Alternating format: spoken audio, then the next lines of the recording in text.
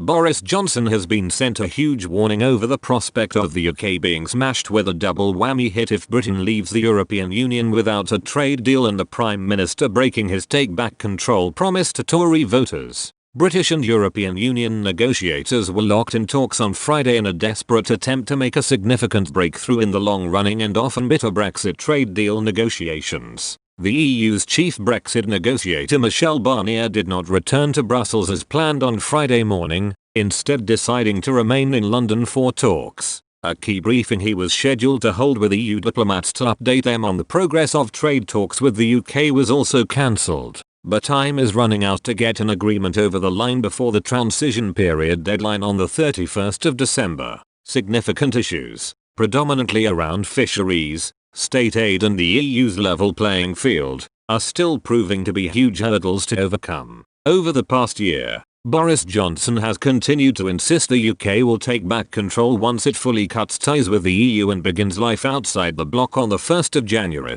2021. But Naomi Smith, CEO of Best for Britain, the campaign group launched to stop Brexit and continue the UK's membership of the EU, has warned of the devastating impact a no-deal Brexit could have on the UK. She said, the UK will be condemned to rising prices, falling GDP, and a Brexit-covered double whammy much more brutal than it need be. For the UK, the consequences of leaving the EU without a deal would be huge. The economic cost of new tariffs and trading arrangements, brought in during a pandemic, would clearly see many businesses go under. The OECD, Organization for Economic Cooperation and Development, recently said no deal would cause a serious short-term hit and leave long-term scarring on trade, productivity and jobs. Given the government's focus on creating jobs in the past month, and its levelling up program more broadly, a no-deal Brexit would fatally undermine the gov's domestic agenda. On top of that,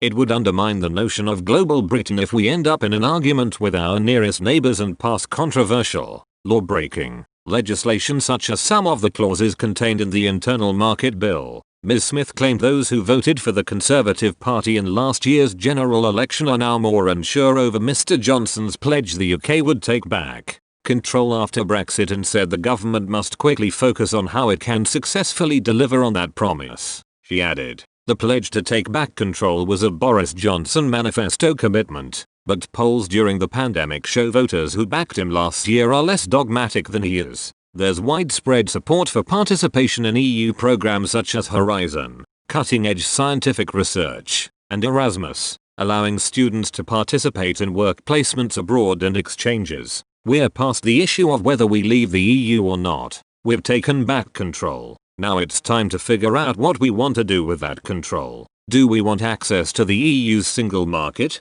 It's like being a member of the WTO. There are rules you have to follow. Following them doesn't mean you've lost control. On Friday, Downing Street warned trade talks with the EU have reached a very difficult point and repeated there would not be an agreement that doesn't respect our fundamental principles on sovereignty, fishing and control. A spokesman for Mr. Johnson said, we are committed to working hard to try and reach an agreement with the EU and the talks are ongoing. There are still some issues to overcome. Time is in very short supply and we are at a very difficult point in the talks. What is certain is we will not be able to agree a deal that doesn't respect our fundamental principles on sovereignty, fishing and control. Our negotiating team is working extremely hard in order to bridge the gaps that remain.